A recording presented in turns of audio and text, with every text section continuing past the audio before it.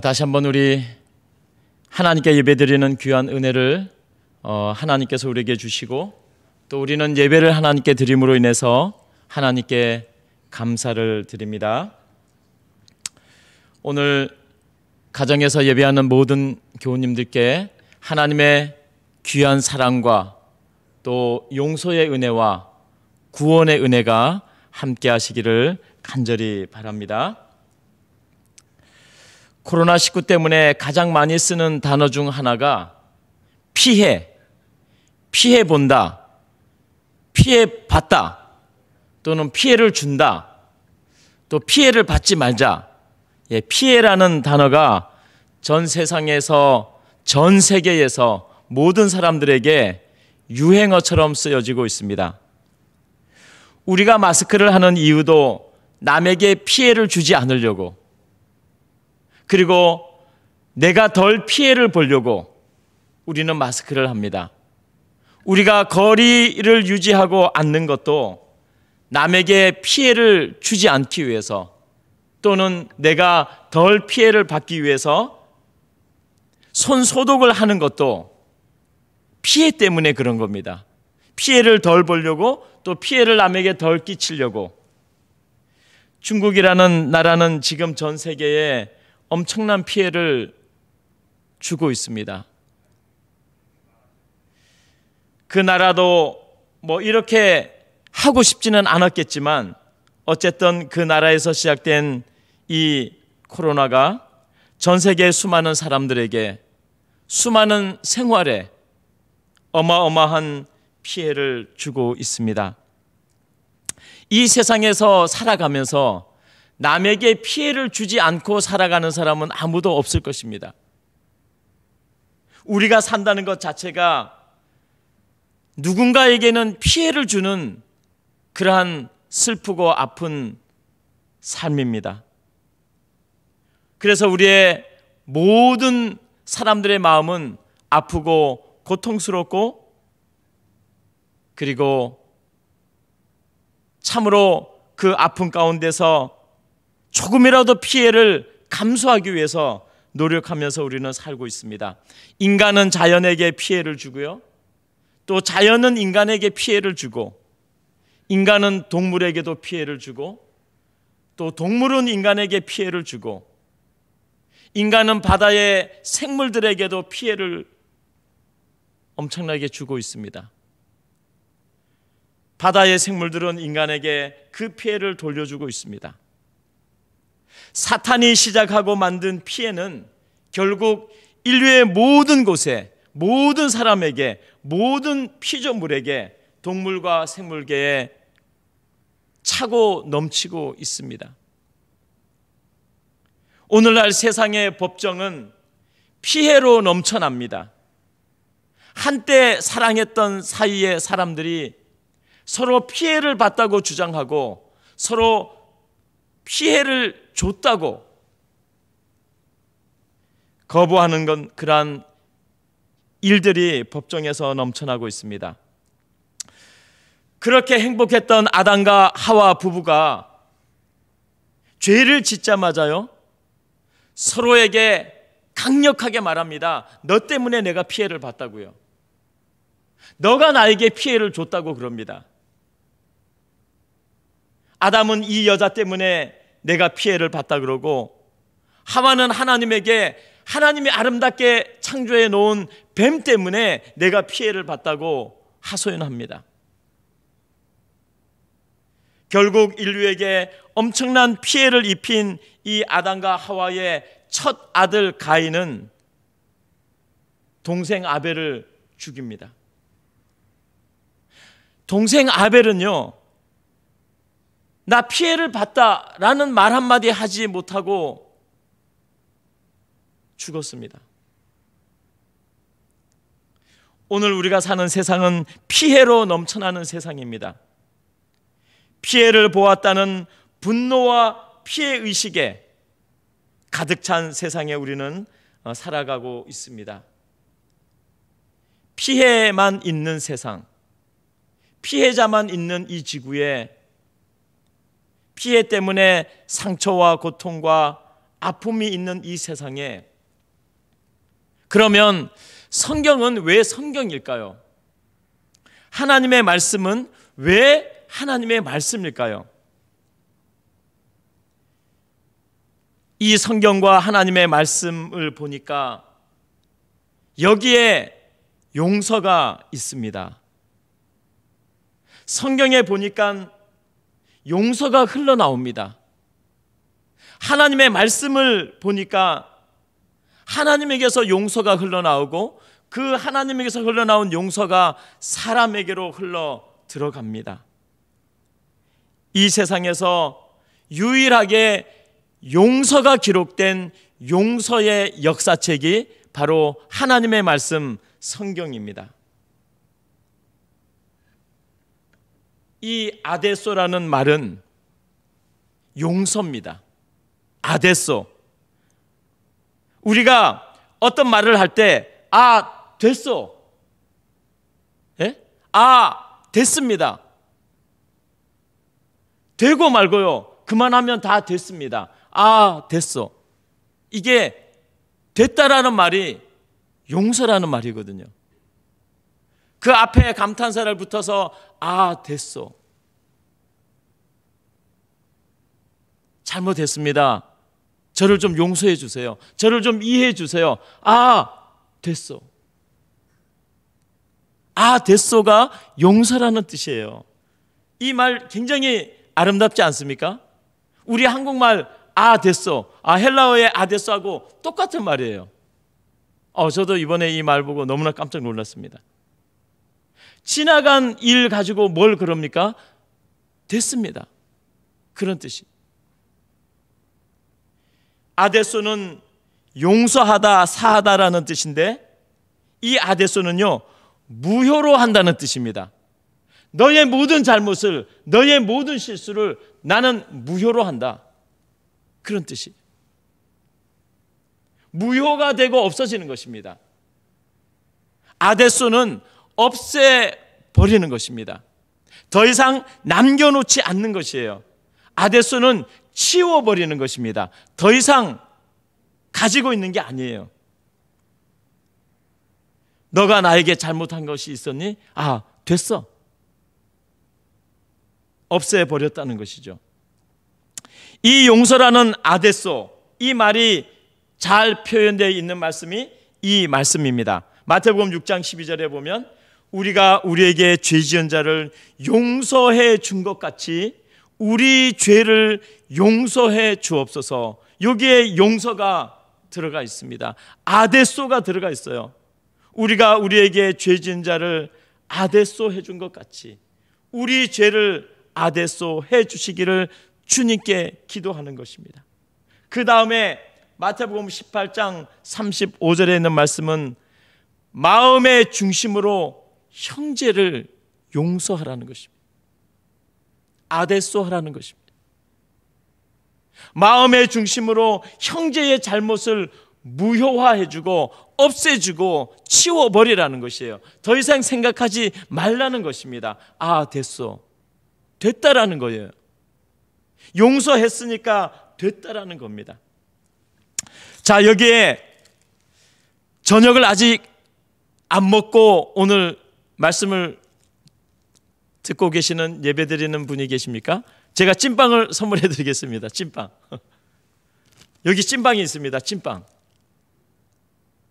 너무 맛있는 찐빵입니다. 정말 맛있는 찐빵이에요. 자, 찐빵의 핵심은 어디에 있죠? 이 빵의 핵심은 어디에 있죠? 네. 이 빵을 딱 이렇게 가르면 이 안에 팥이 들어 있습니다. 팥이 들어 있어요. 이 찐빵의 핵심은요, 안에 들어 있는 팥입니다. 팥이 얼마나 맛있느냐에 따라서 찐빵의 맛이 판가름됩니다. 팥을 어떻게 신비하게 맛있게 만드냐에 따라서, 거기에 무슨 재료를 넣느냐에 따라서 찐빵의 맛이 완전히 달라집니다. 그런데 이 찐빵은 너무 맛있는 것 같아요. 여기에는 아무도 모르는 재료로 만든 팥이 들어가 있습니다. 저도 빨리 끝나고 이걸 먹었으면 좋겠어요. 비법입니다. 비법. 사랑이, 우리가 잘 아는 사랑이 찐빵이라면 용서는 그 안에 들어있는 팥입니다. 사랑은 언제나 그 안에 용서라는 아주 중요한 핵심을 가지고 있습니다. 용서를 뺀 사랑은 존재하기 힘듭니다. 왜냐하면 누구나 다 용서받아야 하니까. 누구나 다 잘못을 하고 누구나 다 실수를 하고, 그래서 누구나 다 용서를 받아야 하는데 사랑에서 반드시 필요한 것은 용서입니다. 용서해주고 용서받는 것입니다. 그래서 성경의 중심은 항상 사랑과 용서입니다. 그리고 사랑의 핵심은 용서입니다. 예수님의 십자가의 희생이 사랑이라면 그 사랑의 핵심은 용서가 있는 것입니다. 그리스도인이 예수님을 닮아가는 품성의 중심에도 용서가 있습니다. 교우님들의 인생에 용서와 관계된 사람들이 많이 있을 것입니다. 제 인생에도 용서와 관계된 사람들이 너무나 많이 있습니다. 제가 초등학교 다닐 때 황당한 일이 벌어졌습니다. 제가 이제 수업을 다 마치고 집으로 오려고 하는데, 그때는 책가방이 그렇게 좋은 게 아니었습니다. 그냥 아무거나 대충 들고 다니면, 아무거나 대충 보자기에 싸면 그게 책가방이에요. 아니, 수업을 다 마치고 그때는 1분단, 2분단, 3분단, 4분단, 5분단, 6분단까지 있지 않습니까? 분단별로 이렇게 학생들이 쫙쫙 앉아가지고 있는데 분단별로 청소를 합니다. 오늘은 1분단이 청소야, 내일은 2분단이 청소야, 이렇게 해서 청소를 하고 집으로 가려고 그러는데 제 책가방이 없어졌어요.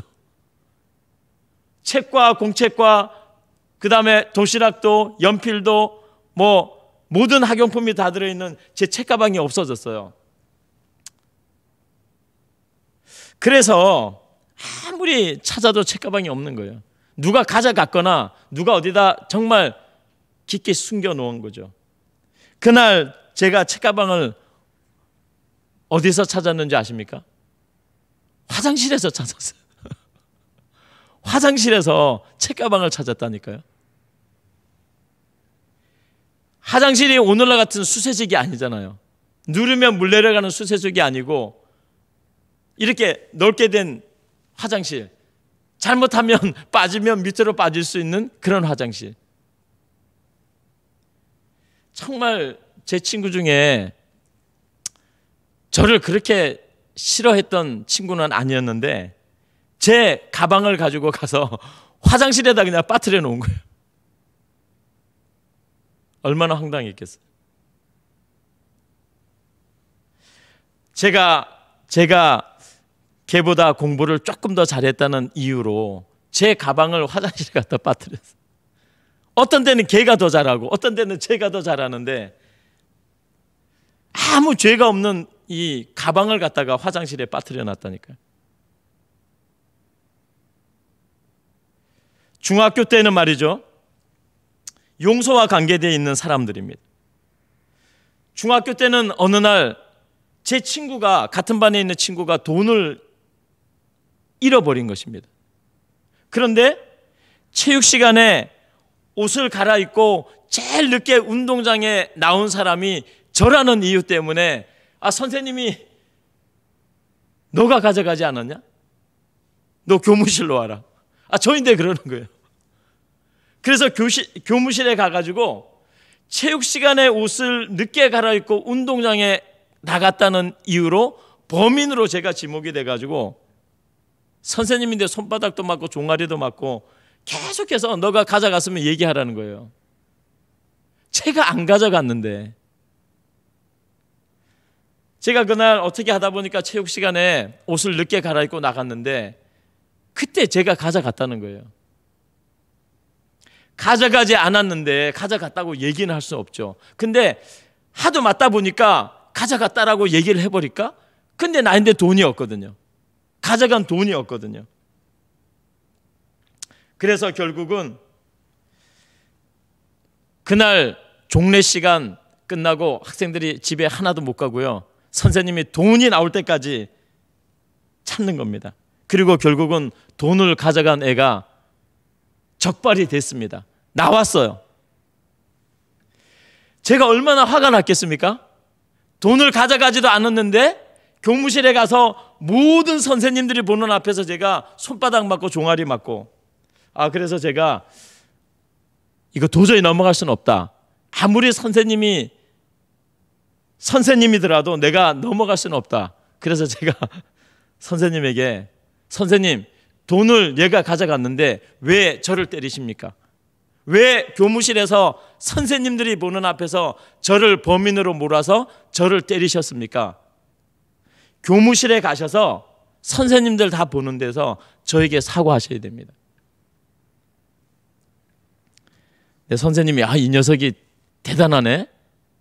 야 임마, 돈을 찾았으면 됐지 뭐 그걸 가지고 그러냐 이러는 거예요. 그래서 제가, 저희 아버님이 그때 술을 먹으면 굉장히 무서운 분이셨거든요. 저희 아버님이 술을 너무 좋아했어요. 술 먹으면 저희 아버님에게 보이는 게 없어요. 그래서 제가 선생님에게, 선생님, 제가 저희 집에 가서 저희 아버지에게 이 사실을 다 얘기하면 저희 아버지가 내일 술을 먹고 와서 학교를 다 때려 부실 수도 있습니다. 선생님 어떻게 선생님 할 거예요? 참 우스운 얘기죠. 지나간 추억입니다. 고등학교 때는 제가 열심히 새벽에 신문을 돌려가지고요. 그때는 고등학교 가는 애들이 거의 다 자전거를 타고 학교를 갔어요. 저도 자취하는 데서 고등학교가 멀어가지고 걸어 다니기가 너무 힘들어서 신문을 새벽에 돌려가지고 중고 자전거를 하나 샀는데 얼마 타지 못하고 밤에 도둑님이 와가지고 그걸 훔쳐갔어요. 사라져 버렸습니다. 누가 가져간지 아직도 모르죠. 얼마나 억울했는지 모릅니다. 시간이 흐르면서 다 추억이 되었지만 그때 당시는 마음에 깊은 상처가 그대로 남아 있었고, 지금도 그런 일들을 생각하면 인간인지라 인간의 마음에는 상처가 남아 있는 것이죠. 그 일이 용서가 되었더라도 말이죠. 이러한 경우는 누군가가 나에게 잘못을 한 경우지만 내가 남에게 잘못을 한 경우는 얼마나 많은지 모릅니다. 창피해서 얘기도 하지 못하죠. 부끄러워서 얘기도 하지 못할 겁니다. 우리 모두에게는 내가 남에게 저지른 잘못도 있고요, 남이 나에게 저지른 그러한 잘못도 있습니다. 그래서 우리의 삶 속에는 용서라는 게 반드시 필요합니다. 용서는 선택이 아니고 필수입니다. 용서할 때, 용서를 받을 때 두 사람이 설 수가 있는 것입니다.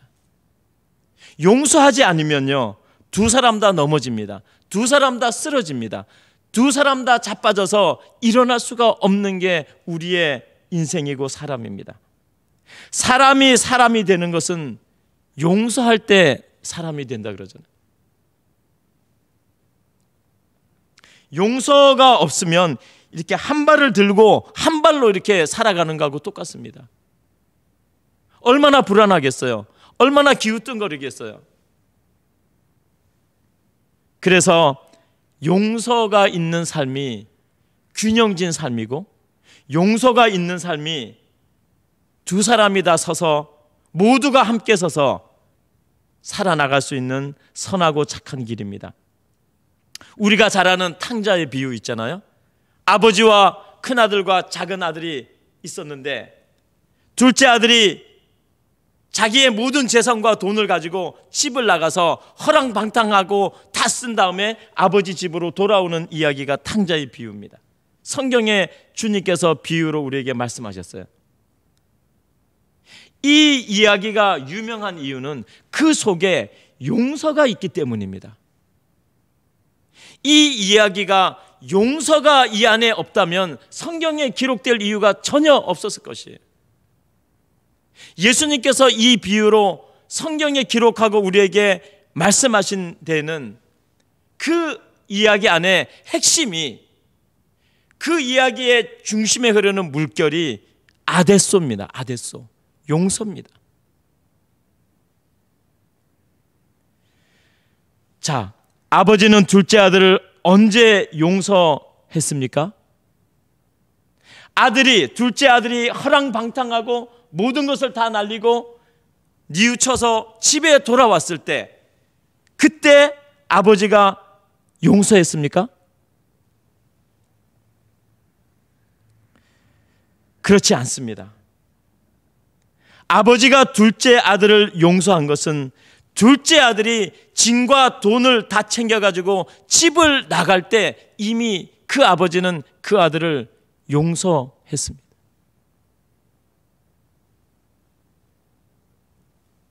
아버지에게 등을 보이고 화를 내고 자기의 것을 챙겨서 등을 보이고 집을 나가던 그 순간에 아버지는 이미 그 아들을 용서했습니다.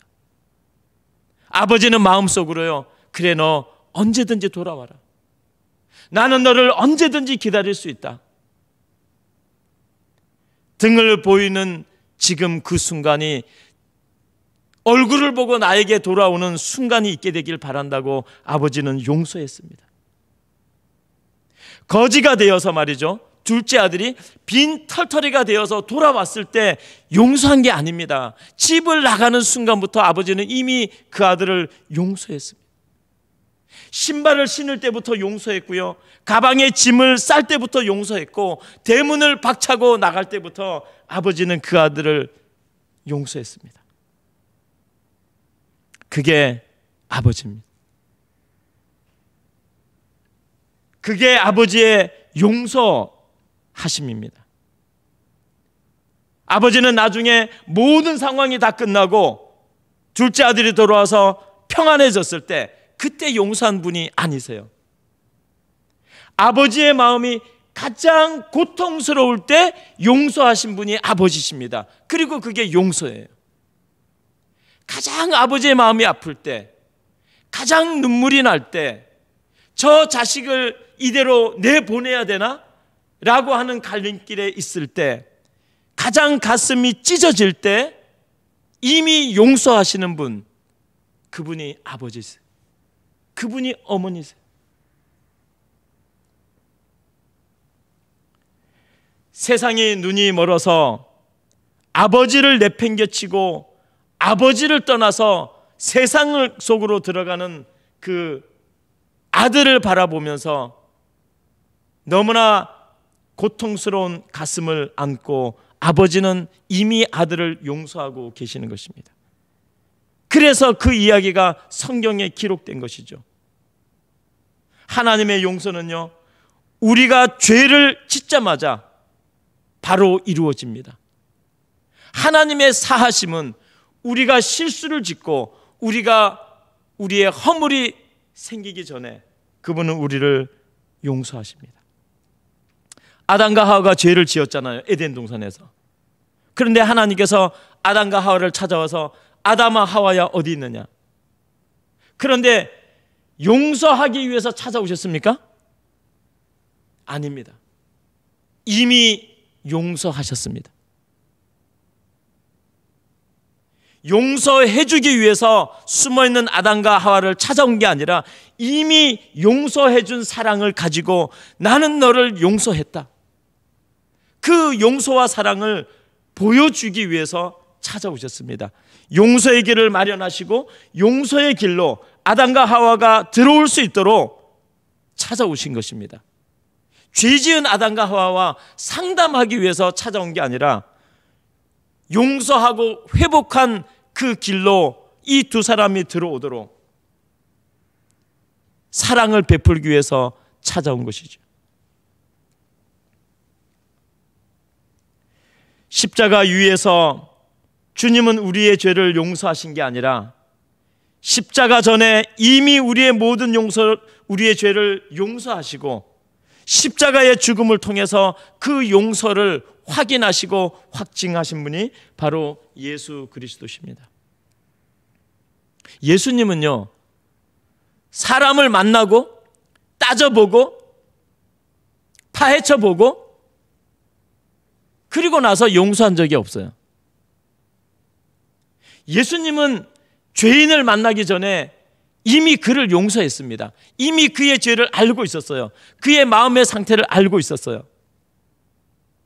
만나기 전에 이미 용서하시고 그 죄인을 만나서는 그 마음을 만져주시고 그 상처를 만져주시고 용기를 주고 힘을 주고 다시는 죄를 짓지 말라고 그렇게 말씀하셨습니다. 우리는 그러한 용서를 받은 행복한 사람들입니다. 만나서 한번 들어보자, 이렇게 말씀하시지 않았습니다. 만나서 이것저것 한번 따져보자, 이렇게 우리에게 주님은 말씀하지 않으십니다. 자초지정을 한번 철저하게 따져보고 결정하자, 이렇게 주님은 오늘 우리에게 말씀하시지 않습니다. 사랑하는 성도 여러분, 용서하기 힘든 일이 있습니까? 그 용서하는 것을 주님께 맡기시길 바랍니다. 살다 보면 정말 용서하기 힘든 일이 생깁니다. 그런 것을 주님께 맡기시기 바랍니다. 용서하기 힘든 사람이 있습니까? 살다 보면 그런 사람도 있지요. 또 내가 남에게 그런 사람이 될 수도 있지요. 그 사랑까지도 주님께 맡기시기 바랍니다. 내가 용서를 못하면 그 용서할 것을 주님께 맡겨버리는 그러한 우리가 되기를 간절히 바랍니다. 사람은 하나님의 용서를 받아들이고 그리스도인이 됩니다. 그리고 남을 용서하면서 그리스도의 제자가 됩니다. 하나님이 나를 용서해 준 것만 받아들이면 거기서 끝나면 안 됩니다. 예수님께서 우리에게 말씀하시는 것은 하나님이 너를 용서해 준 것 같이 너도 다른 사람을 용서하라는 것까지 우리에게 가르치고 있습니다. 그리스도의 제자가 되는 것은요, 하나님이 나를 사랑해 준 용서를 받아들이는 거기에서 끝나는 게 아니라 그것처럼 나도 용서해 주는 것, 그것이 그리스도의 제자가 되는 길입니다. 모든 용서의 시작과 끝은 하나님의 사랑입니다. 용서한 사람이 복음을 전할 수 있고요, 복음을 전하는 사람은 용서하는 사람입니다. 다음의 말씀을 한번 보실까요? 아버지여 저희를 용서해 주옵소서, 다 이루었도다. 이 두 말씀은 십자가에서 주님께서 하신 말씀입니다. 십자가에서 주님께서 마지막으로 기도하신 것은요, 아버지여 저희를 용서해 주옵소서. 그리고 나서 다 이루었다고 말씀하셨습니다. 사랑과 용서는 십자가에서 동시에 이루어졌습니다. 놀라운 복음입니다. 아데소, 됐습니다. 없어졌습니다. 잊어버렸습니다. 더 이상 남아있지 않습니다. 이 아데소 용서와 아가페 사랑, 이 두 개는 항상 짝입니다. 용서와 사랑은 짝입니다. 아데소와 아가페는 짝이에요. 항상 둘이 같이 갑니다. 그래서 용서와 사랑은 십자가에서 완성이 되죠. 십자가에서 이루어집니다. 예수 그리스도의 성품입니다. 사랑하는 성도 여러분, 우리는 사랑하기도 때로는 힘들고 용서하기도 때로는 힘듭니다. 사랑받기도 때로는 힘들고 용서받기도 때로는 힘듭니다.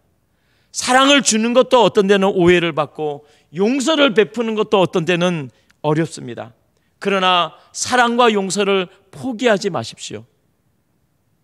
이 두 가지 아데소와 아가페, 용서와 사랑을 우리의 신앙생활과 우리의 믿음 생활에서 실천하면서 주님의 아름다운 제자가 되어가고 하늘의 백성이 되어가는 우리 모두가 되기를 간절히 바랍니다.